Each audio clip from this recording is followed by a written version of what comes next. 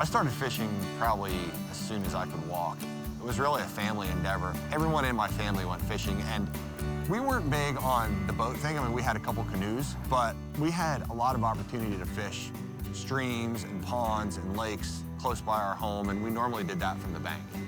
I think one of the easiest ways for someone to get into angling is through fishing from the bank. Really, all you need are clothing and maybe a pair of boots. Not even that, Crocs or sandals, anything like that that will enable you to wade into the water a little bit when the weather's nicer and the water's warmer.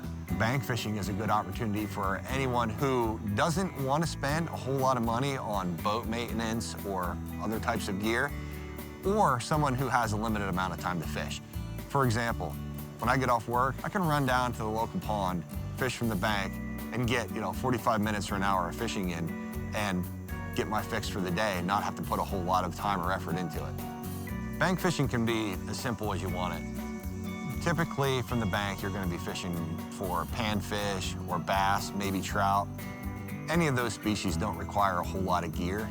Keep it simple. Get a light to medium action spinning rod and spool it with some 8 to maybe 12-pound test, depending on what you're fishing for. A couple simple baits, or even live bait for that matter, if you're just starting out, and you're good to go.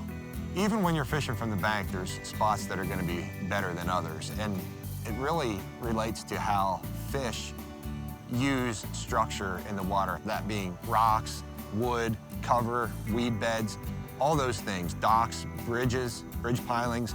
Anything that you can see from the bank that looks like it's going to provide a break in the current would be a place that you'd want to target. The same goes for depth changes in the water, and you can see those even from the bank. Water changes color sometimes depending on the depth. Any place where there is a change in depth or current would be a place to fish. You need to pay attention to patterns, what's going on in the water, what's going on with the fish. That could be seasonal, that could be weather-related, that could be forage-related, what the fish are eating on. All those things are going to have an effect on your success when fishing from the bank.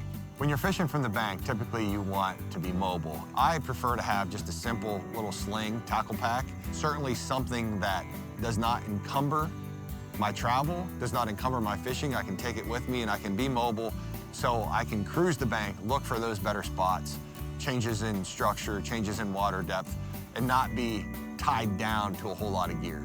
The cool thing about bank fishing is it allows you to sample a whole bunch of different types of water that may or may not be accessible via a boat. So of course, to get to those different spots, to experience those different types of fishing from the bank, you're gonna need a reliable vehicle. And one way to easily maintain that vehicle and make sure it's going to be reliable to get you to your fishing spots is to use Gumout Regane. Gumout Regane maximizes your vehicle's fuel efficiency. It cleans and conditions fuel to help fight corrosion, prevents carbon buildup, uses PEA to remove deposits. It improves horsepower so you have the power to get where you need. Just pour an entire bottle into the gas tank and fill it up every 3,000 miles to get the most out of your vehicle. Gumout maintained vehicles run better and last longer, which allow you to leave civilization behind.